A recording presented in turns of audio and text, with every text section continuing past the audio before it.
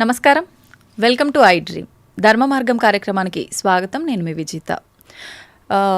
సనాతన ధర్మం అనే పదం ఒకప్పటి కాలంలో ఎలా ఉన్నా ఇప్పుడు మాత్రం చాలా ఎక్కువగా వినిపిస్తోంది. అసలు ఏంటి సనాతన ధర్మం? సనాతన ధర్మం వల్ల మనం ఏం నేర్చుకోవచ్చు? అది నేర్చుకోవడం వల్ల మన లైఫ్ ఎలా ఉంటుంది? ఎటువంటి మార్పులు వస్తాయి? ఇంకొకటి భగవద్గీత అంటే ఎక్కువగా మనం వింటూ ఉంటాం, చనిపోయిన వారి దగ్గర మాత్రమే ఇది ఎక్కువగా ప్లే చేస్తుంటారు అని చెప్పి. నిజంగా భగవద్గీత అంటే ఏంటి? ఇది నిజంగా మరణించిన వారి దగ్గర వినిపించేదా? అసలు ఏంటి దాని ప్రత్యేకత?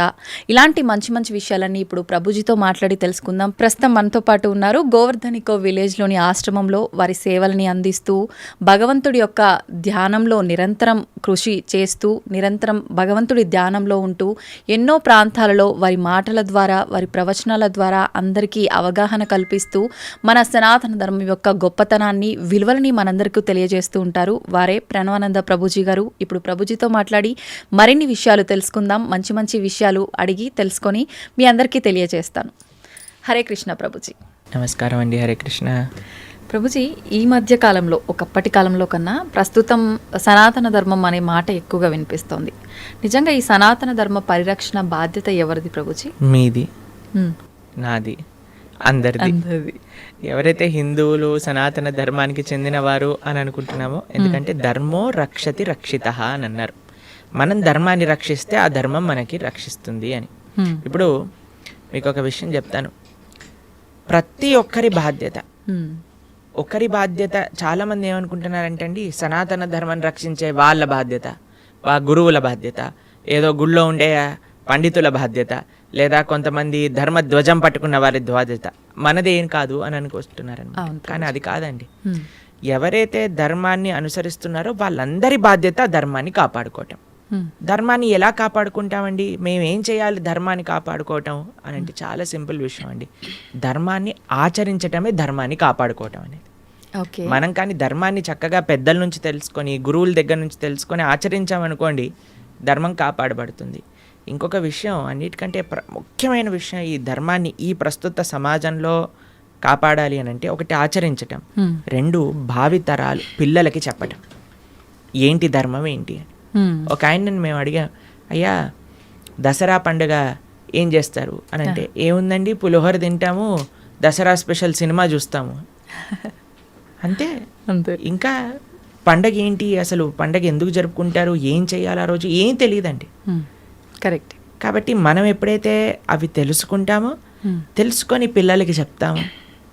మనకి భాగవతంలో ఒకసారి కృష్ణ బలరాములు నంద మహారాజ్ దగ్గరికి వెళ్ళి, నాన్న ఈ ఇంద్ర పూజ చేస్తున్నారు, ఎందుకు చేస్తున్నారు, శాస్త్రంలో ఎక్కడ రాస్తుంది, ఎలా చెయ్యాలి అని అంటే పూర్తి డీటెయిల్స్ చెప్తారు నంద మహారాజ్. చిన్న పిల్లోడు కృష్ణుడు, అప్పుడు అన్నీ నేర్పిస్తారనమాట. అప్పుడు కృష్ణుడు అంటాడు, మనం ఇంద్ర పూజ చేయొద్దు, మనం ఏ దేవత ఆరాధన చేయకూడదు, మనం గోవర్ధనుడి యొక్క పూజ చేయాలి, మనము సాక్షాత్తుగా గోవర్ధనుడు భగవత్ స్వరూపం, ఆయననే ఆశ్రయించాలి అని చెప్తే అందరూ కూడా కృష్ణుడు మాట విని గోవర్ధన పూజ చేస్తారనమాట. కాబట్టి ధర్మాన్ని కాపాడాలి, సనాతన ధర్మము హైందవ సనాతన ధర్మాన్ని రక్షించాలి అని అంటే మనం ప్రాక్టీస్ చేయటం ఒకటైతే పిల్లలకి నేర్పించటం మరొకటి. ఓకే. ఈ రెండూ కూడా చాలా చాలా ముఖ్యం మనకి ఈ సమాజంలో సనాతన ధర్మ పరిరక్షణ చేయటము. ప్రభుజీ, మనం ఇవి ఆచరించాలి అని అంటే తెలుసుకున్నవి ఆచరణలో పెట్టాలి అని అంటే మనం నిత్యం అంటే పొద్దున్న లేచిన దగ్గర నుంచి భగవంతుని స్మరణలో ఉండాలా? అసలు ఎవరిని స్మరించుకోవాలి, ఏ రకంగా స్టార్ట్ చేయాలి డే అని? చూడండి, ఒక రోజు మనకు వచ్చింది అంటే అది భగవంతుడి యొక్క కృప వల్లే కదండి. అవును. ఈ రోజు మనకి ఈ జన్మ వచ్చింది అని అంటే స్వామిని స్మరించాలి. హరి హరి హరి హరి అని అంటాం మనం, హరి అష్టకము అని అంటాం అనమాట. హరినామస్మరణతో ప్రారంభం చేయాలి రోజు అని చెప్తారు. భగవంతుడికి, మన ఆచార్యులకి, గురువులకి అందరికీ ఒకసారి నమస్కారం చేసుకోవాలి. పృథ్వీని నమస్కరించాలి, ఎందుకంటే ఆవిడ మన జనని. కానీ ఆవిడ మనల్ని భరిస్తుంది కదండి. మనం ప్రతిరోజు అడుగు పెడుతూ ఉంటాం పృథ్వీ పైన, వివిధ రకములైన కృత్యములు చేస్తూ ఉంటాం అనమాట. కాబట్టి ఫస్ట్ లేవంగానే, ఎంతమందికి అలవాటు ఉందో లేదో తెలియదు కానీ ఫస్ట్ లేవంగానే భూమాతను స్మృశించాలి. శ్లోకములు ఉన్నాయండి, శ్లోకములు నేర్చుకోగలిగితే నేర్చుకోండి. కానీ ఆ భావన, అమ్మా నీ పైన అడుగు పెడుతున్నాను కదా, మమ్మల్ని క్షమించు, మమ్మల్ని రక్షించు అనే ఒక భావనతో మనము నేలని స్పృశించి నమస్కరించుకోగలిగితే అది చాలా అద్భుతమైన విషయం అనమాట. దాని తర్వాత మనం భగవంతుని స్మరించి, పృథ్వీని స్పృశించి నమస్కరించుకొని మన గురువులకి ఆచార్యులకి నమస్కారం చేసుకొని, మీకు ఒక విషయం చెప్తాను, అన్నిటికంటే ముందు 2 అక్షరాలతో ప్రారంభమయ్యేది రోజు పూర్వకాలంలో, హరి అని. ఇప్పుడు కూడా 2 అక్షరాలతో ప్రారంభం అవుతుంది, కాఫీ అని. కరెక్ట్. కాఫీ అనకుండా పక్కన పెట్టి హరి అనటంలో నిద్ర లేవాలి. ఓకే. నిద్ర లేసిన వెంటనే స్నానం ఆచరించాలి. మీకు ఒక విషయం తెలుసా అండి, స్నానం అనేది సనాతన ధర్మంలో చాలా ముఖ్యమైన విషయం. మనము చాలామందికి అర్థం కాదండి, స్నానం లేకుండానే రోజును ప్రారంభం చేసేయటము, వంటింట్లోకి వెళ్ళిపోవటము, తర్వాత టిఫిన్ చేసేయటము, ఇలాంటివన్నీ చేస్తూ ఉంటారు. చాలా పెద్ద తప్పది. మనం ప్రొద్దున లేవంగానే భగవంతుని స్మరించుకొని ముందు చేయవలసింది స్నానము. స్నానంలో కూడా గంగే చ యమునే చైవ గోదావరి సరస్వతి నర్మదే సింధు కావేరి జలేస్మిన్ సన్నిధిం కురు, అన్ని నదులను కూడా గంగా జలమును యమునా జలమును మనం స్మరించుకొని స్నానం ఆచరించాలి. మీకు ఇంకొక విషయం చెప్తాను, చాలామందికి తెలియని విషయం. మన ధర్మం మనకి చెప్తుంది, స్నానం ఆచరించేటప్పుడు వస్త్రం లేకుండా స్నానం ఆచరించకూడదు. మనము ఒక బట్ట కట్టుకొని స్నానం చేయాలి. అది ఆ నీటికి, ఆ దేవతకి మనం ఇచ్చే గౌరవం అన్నమాట. కాబట్టి స్నానం ఆచరించేటప్పుడు అపవిత్ర పవిత్రోవ సర్వావస్థాన్ గతోపివ యత్స్మరేత్ పుండరీకాక్షం సబాహ్యాభ్యంతర శుచి పుండరీకాక్ష పుండరీకాక్ష పుండరీకాక్షాయ నమః. శ్రీ విష్ణు శ్రీ విష్ణు శ్రీ విష్ణు భగవన్నామం. ప్రొద్దున లేచినప్పటి నుంచి భగవన్నా, స్నానం ఆచరించేటప్పుడు భగవన్నాం, భగవంతుడి ముందుకెళ్ళి భగవన్నా, రోజంతా భగవన్నాం. ఎంత మనము భగవంతుడి యొక్క నామంతో మనము కనెక్షన్లో ఉన్నామనుకోండి, అంత మనకి స్పిరిచువల్ ఎనర్జీతో మనం రీఛార్జ్ అయిపోతాం అనమాట. మనకు ఆ స్ట్రెంగ్త్ వస్తుంది. మన రోజులో ఉండే ఆ ఒడిదుడుకులు అన్నీ ఉంటాయి కదండి, వాటన్నిటిని ఎదుర్కొనే ఒక శక్తి మనకి భగవన్నామస్మరణతో వస్తుందన్నమాట. కాబట్టి ప్రొద్దున లేచాక హరినామస్మరణ, దాని తర్వాత చక్కగా మనం చేయవలసినది స్నానము, దాని తర్వాత భగవద్ ఆరాధన. ఇవి చేసేసుకున్నాం అనుకోండి, మనం ప్రొద్దున లేవంగానే ఫోన్కి ఛార్జింగ్ పెట్టేస్తాం కదా, అలా మన శరీరం ఛార్జ్ అయిపోతుంది ఇవి చేసేసుకున్న. దాని తర్వాత రోజులో ఉండే మన కార్యక్రమాలన్నీ కూడా మనం చేసుకుంటూ ఉండొచ్చు అనమాట. ఓకే. అయితే ప్రభుజీ, మనం ఆచరించే స్నానం ఎంతో ఇంపార్టెంట్ అని చెప్పి మీరు చెప్పారు. అది ఆచరించడం ఒక ఎత్తు అయితే సమయం కూడా ఇంపార్టెంట్ అని చెప్పి అంటుంటారు కదా ప్రభుజీ, ఏ టైంలో స్నానం ఆచరించాలి అని చెప్పి, అది ఎలా చూసుకోవాలి? మనము మన శాస్త్రాలు చెప్తున్నాయి, బ్రహ్మ ముహూర్తంలో నిద్ర లేవాలి అని. అంటే సూర్యుడు వచ్చే ముందు. ఓకే. ఇప్పుడు మీకు ఒక విషయం చెప్తాను, మీ ఇంటికి ఒక గెస్ట్ వస్తున్నారు అనుకోండి, సరే ఈరోజు మీకు పండగ రోజు మీరు ఏం చేస్తారు, అరే ఈరోజు పండగ త్వరగా లేవాలి, త్వరగా లేసుకొని కార్యక్రమాలన్నీ చేసుకొని నైవేద్యాలన్నీ తయారు చేసుకొని మనం త్వరగా ఈ పండుగని ముగించుకోవాలి, అమ్మవారి పూజ చేసుకోవాలని మీరు అనుకుంటారు, అవునా కాదా చెప్పండి. లేదా ఒక గెస్ట్ వస్తున్నారు అనుకోండి, సపోజ్ మీ గురువు గారు రేపు మీ ఇంటికి వస్తున్నారు అన్నారు అనుకోండి, మీ గురువు గారు ఇంటికి వచ్చాక బయట నాక్ చేశాక మీరు లేచి స్నానం చేసి రెడీ అవుతారా, లేదా ఆయన వచ్చే ముందే అన్ని సదుపాయాలన్నీ కూడా సక్రమంగా చేసుకొని పెట్టుకుంటారా చెప్పండి? వచ్చే ముందే చేస్తారు, అంతే కదండి. ఎవరైనా గెస్ట్ వచ్చినా, మన ఇంటి గురువులు వచ్చినా, ఎవరో ఒకళ్ళు అలా చేసుకుంటాం కదా. సూర్య భగవానుడు ప్రత్యక్షంగా మనకి భగవంతుడి యొక్క స్వరూపం మనకి దర్శనమిస్తున్నారు. ఆయన ప్రతిరోజు ఉదయించే ముందే మనం నిద్ర లేవాలి, దాన్నే బ్రహ్మ ముహూర్తము అని అంటారు. సూర్యోదయం కంటే ముందు మనం నిద్రలేచి మన యొక్క స్నానాది కార్యములన్నీ పూర్తి చేసుకొని మనం రెడీగా ఉండాలి సూర్యుడిని స్వాగతించడానికి.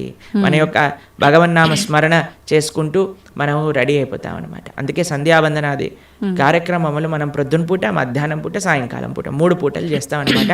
ఆయన ఎవరికి చేస్తున్నాము అని అంటే సూర్యమండలంలో మధ్యలో ఉన్న భగవంతుడికి మనం చేస్తున్నాము.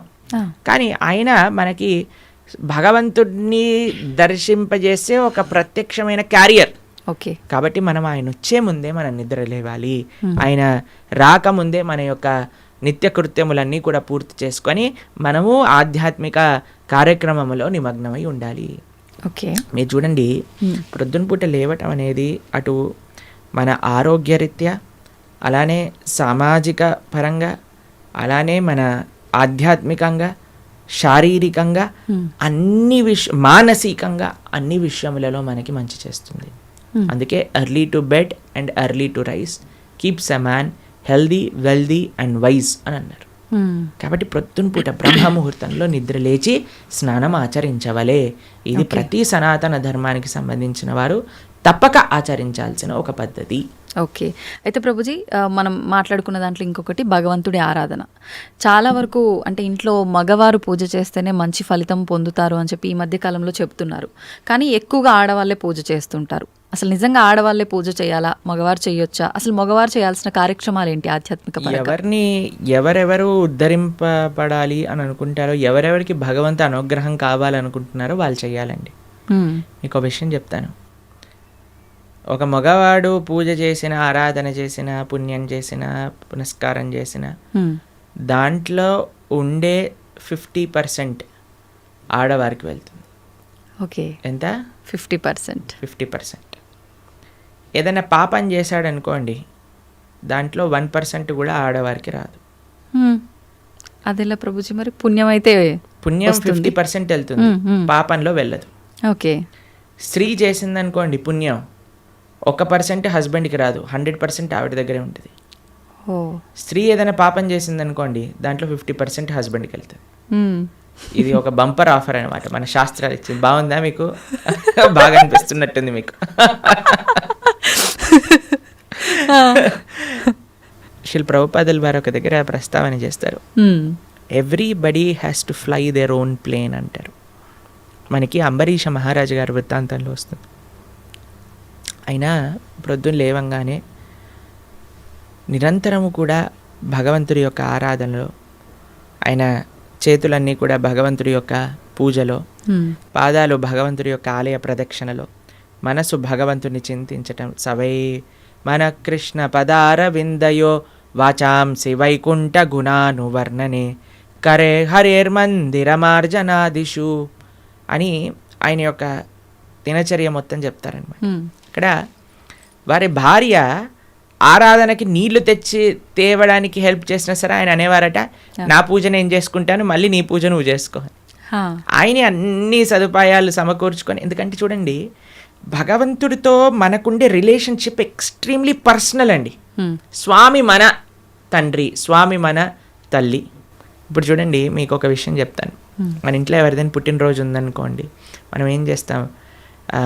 ఒకసారి మాకు ఈ సంఘటన ఎదురైందనమాట. అన్న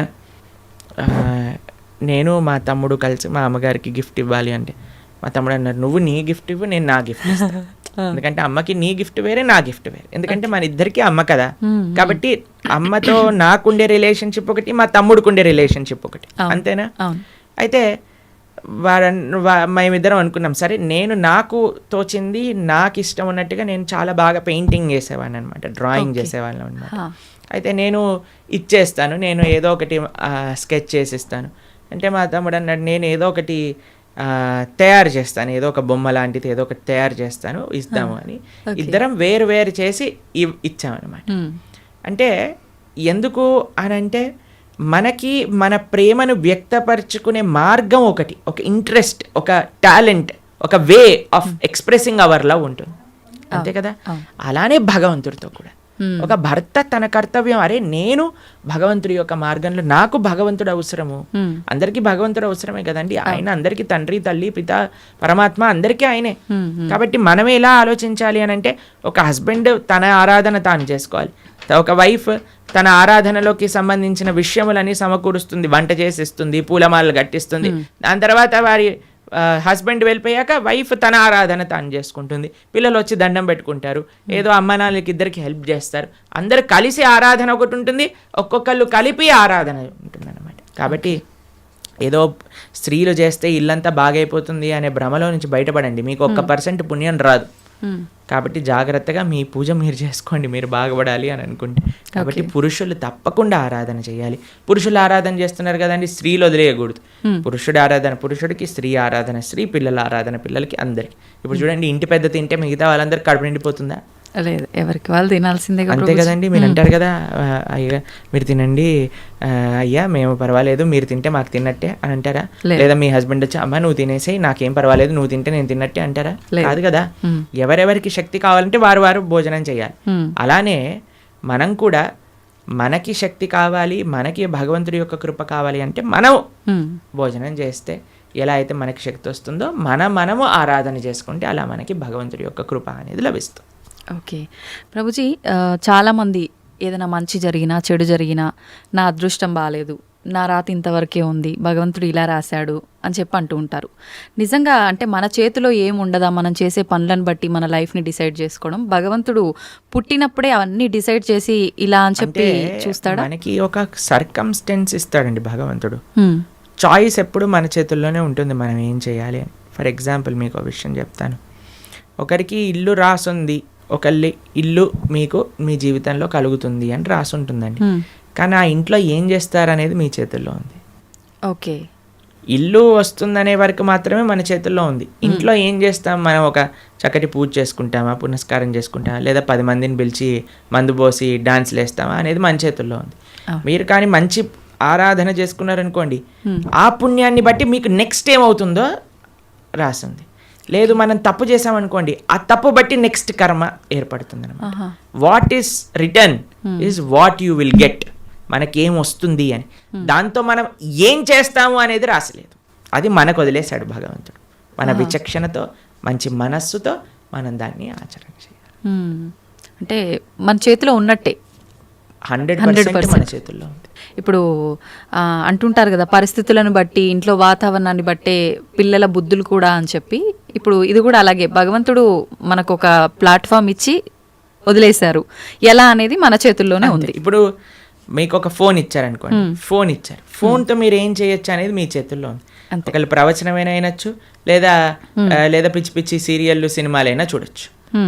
ఫోన్ రావటం మన చేతుల్లో ఉంది, దాంతో ఏం చెయ్యాలి మీ చేతుల్లో. ఇప్పుడు మీరేం చేస్తారు, పిల్లల్ని స్కూల్లో వేస్తారు, మంచి స్కూల్ చూస్తారు. అరే ఈ పిల్లలు మంచి చదువుకోవాలి, మంచి స్కూల్లో చదువుకుంటే వాళ్ళు మంచి మార్గంలోకి వెళ్తారు. కష్టమైనా ఏదైనా సరే కష్టపడి అయినా సరే వాళ్ళని మంచి స్కూల్లో జాయిన్ చేస్తారు. మంచి స్కూల్లో జాయిన్ చేశాక వాడు చదువుతాడా లేదా అనేది ఎవరిపైన నిర్ధారణ పడి ఉంటుందండి? వాళ్ళపైన. ఒక స్కూల్లో ఒక టీచర్ 10 మందికి ఒకటే రకంగా చదువు చెప్తుంది, కానీ ఒక్కొక్కరు ఒక్కొక్క విధానంగా చూసుకుంటారు. ఎందుకు? వాళ్ళ శ్రద్ధ బట్టి. ఓకే, అలానే మన జీవితంలో కూడా ఏమీ నీ దగ్గరకు వస్తుంది అనేది రాసి ఉంటుంది, దాన్ని ఎలా యూస్ చేస్తావు అనేది నీ చేతుల్లో ఉంది. ఓకే ప్రభుజీ, అంటే దీన్ని ఆధారంగా తీసుకుంటే అంతా మంచిగా ఎక్కువ డివోషనల్ సైడ్ ఉండి అన్ని మంచి పనులు చేసి న్యాయంగా ఉన్న వాళ్ళు కూడా చాలామంది ఇబ్బందులు పడుతున్న వాళ్ళని కూడా చూస్తున్నాం కదా. మరి భగవంతుడు అలాంటి వాళ్ళకి ఎందుకు సపోర్ట్ చేయడంటారు? మీకు ఒక విషయం చెప్తాను, చాలా జాగ్రత్తగా ఆలోచించవలసిన విషయం. నిజంగా ధార్మికంగా, నిజంగా ఆధ్యాత్మికంగా ఉంటే వాడెప్పుడు నాకు ఇబ్బంది వచ్చిందని అన్నాడు. మీకు ఒక విషయం చెప్తాను. మా అమ్మమ్మ ఆవిడ పెద్దజీయర్ స్వామి వారి యొక్క శిష్యులు అనమాట. అయితే చాలా వృద్ధురాలు, 85 years దాటిపోయి ఉంటుంది. నడిచేటప్పుడు ఇలా వంగిపోయి నడుస్తారనమాట, మొత్తం ఇలా కిందికే చూస్తారు ఆల్మోస్ట్గా. చాలా ఆరోగ్యం అస్సలు బాగుండదన్నమాట. అయితే మాకు ఒకసారి ఫోన్ చేశారు. ఫోన్ చేశాక ఆవిడ రోజు ఒక 6-7 గంటలు భగవన్నామ స్మరణ చేస్తారు. విష్ణు సహస్రనామం రోజు 2 పూటలు చదువుకుంటారు, గీతా పారాయణ చేస్తారు, అన్నీ చేస్తారు. ఒకసారి నాకు ఫోన్ చేశారు, ఆ అమ్మమ్మ యొక్క ఆరోగ్యం అస్సలు బాగాలేదు, ఫోన్ చేసి ఆవిడ యొక్క ఆరోగ్యం బాగా అవ్వాలి, భగవంతుడికి ప్రార్థన చేస్తున్నానని చెప్పు అని అన్నారనమాట. అస్సలు అంటే అస్సలు బాగాలేదండి ఆరోగ్యం. అప్పుడు మేము ఫోన్ చేశాం, ఫోన్ చేసి మీకోసం ప్రార్థన చేస్తామండి, మీ ఆరోగ్యం బాగా అవ్వాలి అని అంటే ఆవిడ అన్నారు, ఆరోగ్యం కోసం ప్రార్థన చేయాల్సిన అవసరం లేదు, ఈ ఆరోగ్యంలో తక్కువ ఎక్కువ అవుతూనే ఉంటుంది, నేను భగవంతుని ఎల్లప్పుడూ గుర్తుపెట్టుకోవాలి, మా ఆచార్యులు చెప్పిన విషయాలన్నీ మాకు గుర్తుండాలి, చనిపోయే చిట్ట చివరి క్షణంలో ఆ స్వామి యొక్క ఆ స్మరణ నాకు రావాలి అని దండం పెట్టుకో, ఆరోగ్యం గురించి దండం పెట్టుకోవాల్సిన అవసరం లేదు అని చెప్పి. నిజంగా ధార్మికమైన చింతన ఎవరికైనా ఉందనుకోండి, వారు ఎప్పుడూ కూడా నాకు వచ్చే కష్టం అని అనుకోరండి. వచ్చే ఒకటే కష్టం ఏంటో తెలుసా అండి? భగవంతుణ్ణి విస్మరించటమే నిజమైన కష్టం జీవుడికి. అది లేనప్పుడు ఏ కష్టంలోనైనా సరే భగవంతుడు కుంతిమారాన్ని ఏమంటుందో తెలుసా అండి? అయ్యా నాకు ఇంకా కష్టాలు ఇవ్వు కృష్ణ అంటుంది. ఎందుకో తెలుసా? కష్టాలు ఇచ్చినప్పుడు నిన్ను గుర్తొస్తున్నారు, మాకు సుఖాలు వచ్చాయనుకో నిన్ను మర్చిపోతాము. కాబట్టి ధార్మిక చింతన ఉన్న ఏ వ్యక్తి కూడా కష్టం వచ్చింది అని అనుకోడు, ప్రతి ఒక్కటి భగవత్ ప్రసాదంగా స్వీకరిస్తారు. ఓకే, అది ముఖ్యమైనది. నాకు ఎంతోమంది, మీకు ఒక విషయం చెప్తాను, శ్రీల కదంబకానన స్వామి అని మా ఇస్కాన్లో ఒక స్వామీజీ ఉంటారనమాట. ఆయనకి 4th స్టేజ్ క్యాన్సర్. ఈరోజు టెస్ట్కి వెళ్ళారు, తెలిసిపోయింది, రేపు అడ్మిట్ అవ్వాలి డాక్టర్ అని చెప్పారు. మీరు ట్రీట్మెంట్లో ఉన్నారనుకోండి, 1 year మీరు హాస్పిటల్లో ఉండండి, మేము మీకు ట్రీట్మెంట్ చేస్తాం, ఒక 2-3 సంవత్సరాలు బ్రతుకుతారు మీరు అన్నారు. ఆయన అన్నారు, భగవంతుడు ఇచ్చిన జన్మ నాకు, దీన్ని భగవంతుడి యొక్క సేవలో వినియోగించుకోవాలి. 2-3 సంవత్సరాలు ఎక్స్ట్రా బ్రతకడం వల్ల ఏం చేసేది లేదు, కాబట్టి నేను బృందావనానికి వెళ్ళిపోతాను అని అన్నీ వదిలేసి బృందావనానికి వచ్చేసారు. సంవత్సరం పాటు అక్కడ పూర్తిగా తెలుసు ఆయనకు, ఒక్కొక్క రోజులో నా రోజు అయిపోతుంది, ఇంకా డాక్టర్స్ చెప్తున్నారు ఇంకా 10 రోజులు, ఇంకా 2 రోజులు, ఇంకొక రోజు మాత్రమే. బిందాస్గా కూర్చొని చేర్పైన వాళ్ళ శిష్యులందరికీ కూడా ఉపదేశం చేసి, కీర్తన చేస్తూ, భగవన్నామ స్మరణ చేస్తూ, విగ్రహాలు ముందే పెట్టుకొని రోజు ఆరాధన చేస్తూ, చిట్ట చివరి రోజు కూడా నవ్వుతూ బ్రహ్మాండంగా ఆనందంగా ఆ మృత్యు యొక్క ఒడిలోకి, అంటే భగవద్భక్తులకు మృత్యు రాదండి, శ్రీకృష్ణ పరమాత్మ డైరెక్ట్గా వస్తారనమాట. కాబట్టి కష్టం ఏమి కష్టం కాదండి ఈ ప్రపంచంలో. కష్టం వచ్చినా సరే అది మనం పూర్వజన్మ చేసుకున్న ఫలము. ఇప్పుడు మీరు ఆయన మంచోడు అని అంటున్నారు అంటే, లేదా మంచి చేస్తున్నారు అనుకుంటున్నారు. ఇంతకు ముందు ఏం చేశామో మీరు చూసారా? లేదు. మనం ఇంతకు ముందు జన్మలో ఏం చేసుకున్నామో మనకు తెలియదు కదా. కాబట్టి కష్టం వస్తుంది అని అంటే అకారణంగా కష్టం ఎందుకు ఇస్తాడండి? భగవంతుడికి ఏం పని లేదా? ఆయన ఇక్కడ ఉన్నారు కదా హైదరాబాద్లో మూసాపేటలో, ఆయన కష్టం ఇవ్వండి కొద్దిగా చూద్దాం ఎలా బాధపడతాడో అని ఆయన ఏమన్నా పైన వైకుంఠం నుంచి ఆ పని చేస్తున్నారు చెప్పండి? లేదు. ఆయన ఎందుకు అంటాడండి? ఎవరికైనా కష్టం తెప్పించాలి అని భగవంతుడు ఎందుకు అనుకుంటాడు చెప్పండి? ఇప్పుడు మీరు చూడండి, చిన్నపిల్లలు ఇప్పుడు నేను బాగా అల్లరి చేశారనుకోండి, రూమ్లో వేసేస్తారు, వేసేసి లాక్ పెట్టేస్తారు, లాక్ పెట్టేసి ఏడుస్తారనమాట పిల్లలందరూ చాలా. అమ్మాయి ఏమన్నా కావాల్సుకొని, అరే మా పిల్లవాడు బాగా ఏడుస్తున్నాడు అని ఆనందపడుతుందా అండి? ఎందుకు వేసింది రూమ్లో? తెలుసుకోవాలని, అల్లరి మానేయాలి, మంచిగా ఉండాలి బుద్ధిగా, అంతే కదండి. అమ్మ ఒక కొట్టినా, ఒక మాట అన్నదా, తిట్టినా, రూమ్లో వేసినా, దేనికైనా సరే ఒక పనిష్మెంట్ ఎందుకు వస్తుంది? ఎందుకంటే మారి మంచి విషయములు తెలుసుకొని ముందుకెళ్తారేమో. భగవంతుడు కూడా మనకి ఏదన్నా ఇచ్చాడు అని అంటే, ఒక కష్టం ఇచ్చాడు అని అంటే, ఆ కష్టం నుంచి ఏం నేర్చుకోవాలి? Failures are stepping stones for success అని అంటారు. ఒక నష్టం జరిగినా, ఒక ఏదైనా సరే, అరే మనం ఇంకా ఇంకా ఇంకా భగవన్ నామస్మరణ ఎలా చేసుకోవాలి, భగవంతుడికి దగ్గరికి ఎలా అవ్వాలి. ఇప్పుడు మీకు ఒక విషయం చెప్తానండి. బృందావనంలో లాస్ట్ ఇయర్ మేము ఆ వీడియో చూస్తున్నాం అనమాట. యమునా నది మొత్తం పొంగిపోయి బృందావనం మొత్తం కూడా మునిగిపోయిందనమాట. అందరు షాపులలోకి, ఇంట్లలోకి, అన్నిట్లోకి నీళ్ళు వచ్చేసాయి మొత్తం కూడా. అయితే ఇంటర్వ్యూ చేసే వాళ్ళు వెళ్తున్నారనమాట. వెళ్తూ టీవీ ఛానల్లో వాళ్ళు, ఏమనిపిస్తుందండి మీకు, ఏమనిపిస్తుందండి అంటే, ఓ బహుత్ మజా ఆ రహా హై, యమునా మహారాణి హమారే ఘర్ మే ఆ గయి హై అని ఆరతులు ఇస్తున్నారనమాట. వాళ్ళకి ఏమనిపించట్లేదు, వాళ్ళ సామాన్లు కొట్టుకుపోయాయి, వాళ్ళ షాప్ పాడైపోయిందని. యమునా మహారాణి హమారే ఘర్ పధార్ రహీ హై, యమునా మహారాణి హమారే షాప్ మే ఆ గయి హై, అందరు కీర్తన పెట్టుకొని డాన్స్ వేస్తున్నారు.